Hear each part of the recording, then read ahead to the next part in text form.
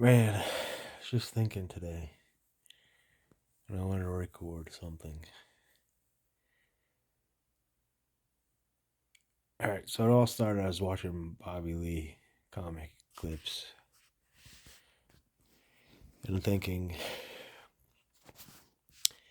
he really is an artist of his craft. Whereas, similar to like Norm MacDonald, I would guess Theo Vaughn, Andy Kaufman was really open about it. Like, people kind of knew that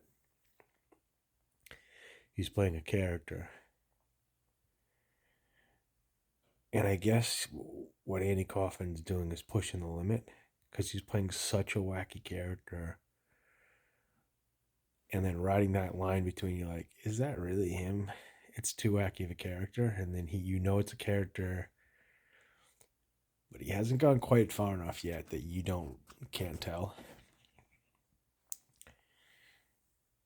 And that doubt is the line, the fun, the comedy was doing. So Norm was really good because he walked that line back in absurdity. And so when you listen to Norm MacDonald, I mean, maybe he's not playing a character.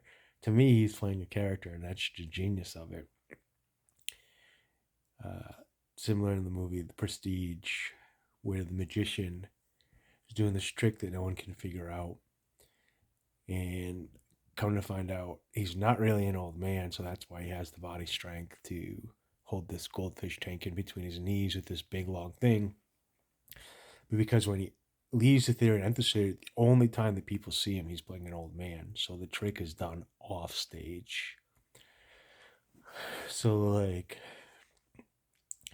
Dice Clay's playing a character, and he played it, and everybody knew it was a character. He knew it was a character, but then he played it for so damn long that he became the character. So now I think he lost himself in the character in real life, and no one thinks that it's weird.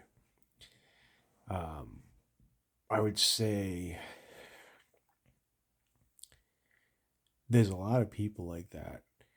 So then I was thinking as a society, and I was like, if we were to take that and flip it over to what socialism is, just shallowness, like social, whatever gets, whatever the social construct is, reality doesn't matter because we can all just kind of like play along and perceive things how we perceive things, you know? So, like, we know within reality that things are made of elements: nitrogen, carbon, oxygen, hydrogen, blah, blah, blah.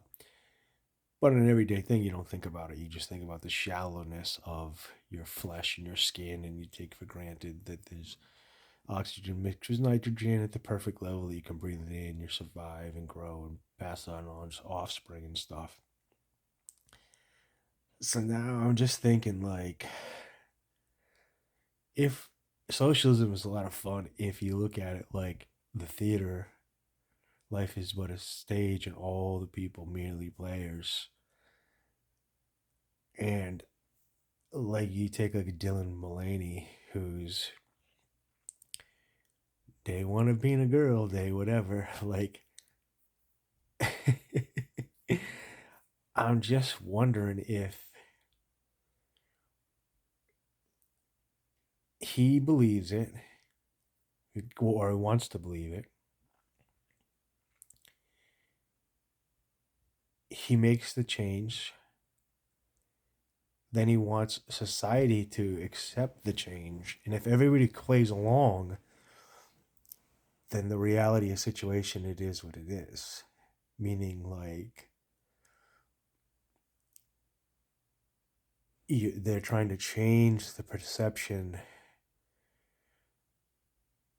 as if let's all play make-believe together, but let's play it at such a high level of creativity that it's no longer that, but reality.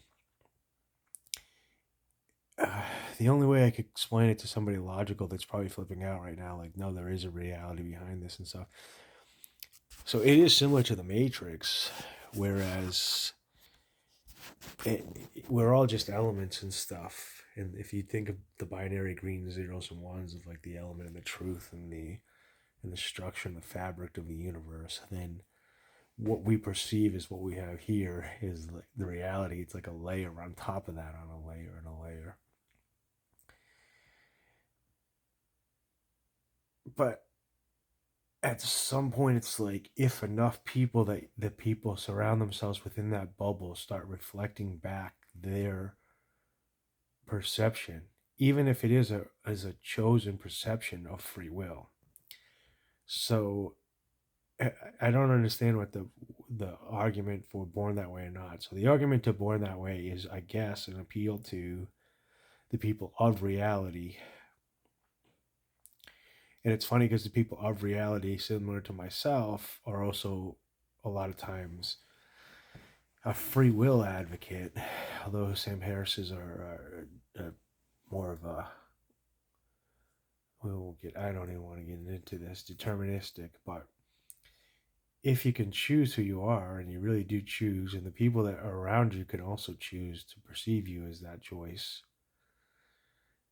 that they're saying like you can create your own world if everybody just chooses to have their, this free will. The problem is, and I kind of get this too on the other side, is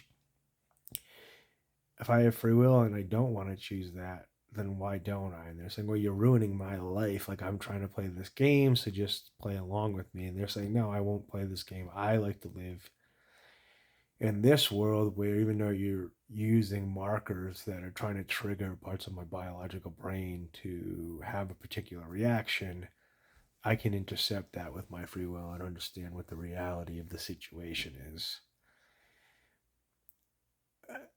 I can see it both ways. I mean, I guess everybody is playing within those two realms at some on some spectrum. And I guess that's the joke with autism, is some people that are autistic see everything on the high end creative side, where they can't tell the difference between reality and in perception. And then people on the other side can only see things so black and white of reality that they don't understand the nuance. But it's really interesting when you look at, like, for me at least, to reflect from the art side of it. Within the realm of Hollywood, it's acceptable for Bobby Lee to kind of play that character, for Theo Von, for Norm MacDonald. But when you escape, when you're not part of that club and you want to play make believe, such as whatever, I'm not saying that it's wrong, even though I do think it's wrong. You're playing with the saying, well, here's the perception, so why can't we just act like this, because it's all social anyways. And there's other stuff that we know, we don't have to worry about that. With that's for the people that play the game science or whatever. Well, so why is it okay for Eddie? Eddie Izzard was never really attacked within comedy because he was within Hollywood. But Dylan Mulvaney's doing the similar thing, and people are treating it like it's outside Hollywood, but really Hollywood doesn't have the control on it anymore.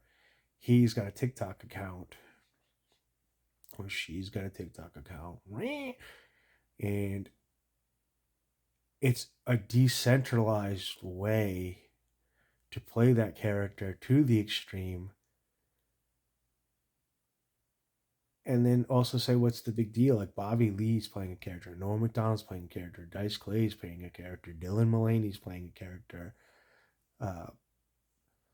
And to an extent, like Will Smith is playing a character. You know what I mean? That's why he got in so much trouble when he smacked Chris Rock. It's because the character that he was playing was supposed to be this guy that's got it all figured out, cool, calm, and collective, and he's moving with the times and the stuff, and then he gets angry because he's not that woke. You know what I mean?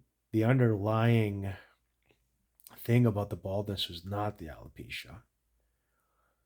It was he couldn't make the jokes that everybody knew he wanted to make.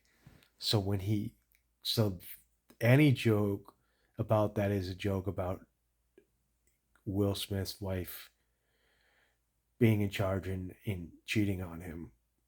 So it's either don't make a joke, or if you don't make a joke, then everybody knows you only make that joke because everybody knows the big elephant in the room, pink elephant we're not talking about in the room right now, because they're trying to pretend something right now at the Oscars, and then behind the scenes it's completely different.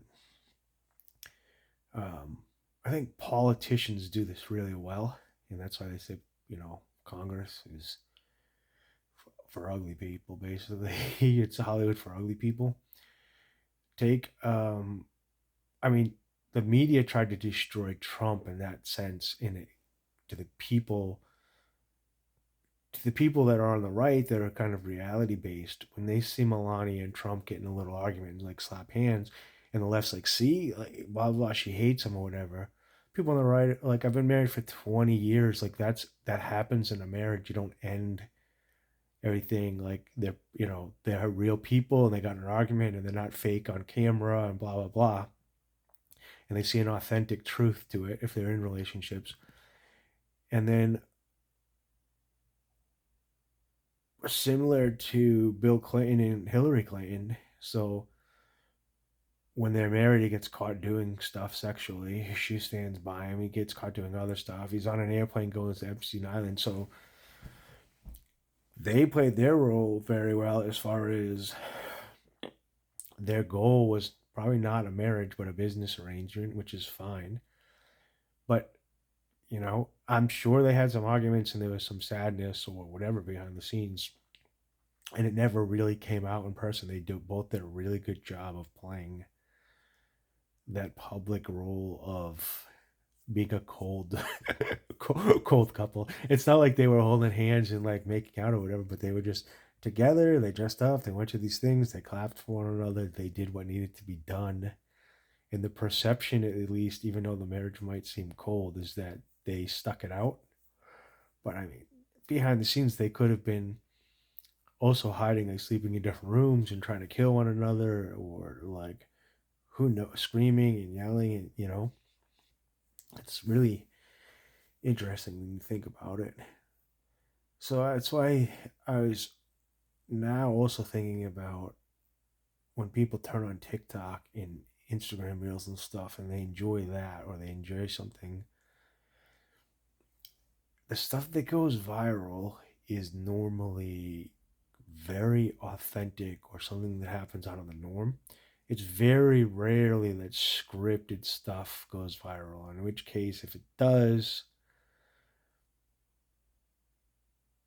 it could either be pushed out algorithmically on purpose, but sometimes it's also like an FU. And one of the things I'm thinking about is like when Shane Gillis got kicked off of SNL, which is obviously a setup. Like, they could have picked so many things that he said over the years. They picked the Asian comment because there was an Asian gay man going for the spot. So I think the whole thing was a setup from the start. But when uh, Gillis and Reeves took off, Gillis and whatever it is his skits comedy, the stuff kind of went viral as a FU to the fact that he wasn't on SNL and the skits were good. So that's a time that I can think of where a very well thought out stuff goes viral. So the people that have well stuff out in that video, like, and are making content, I think they have a particular niche that they're good at, and it's, well, they call it a brand. You're really marking the way that you are. But that's, the Kardashians do it well. The house is clean, blah blah blah. We don't argue and da da. But in real life, it's like you can actually see the carnage of divorce and separation and all that stuff. Drug addicts dying and stuff.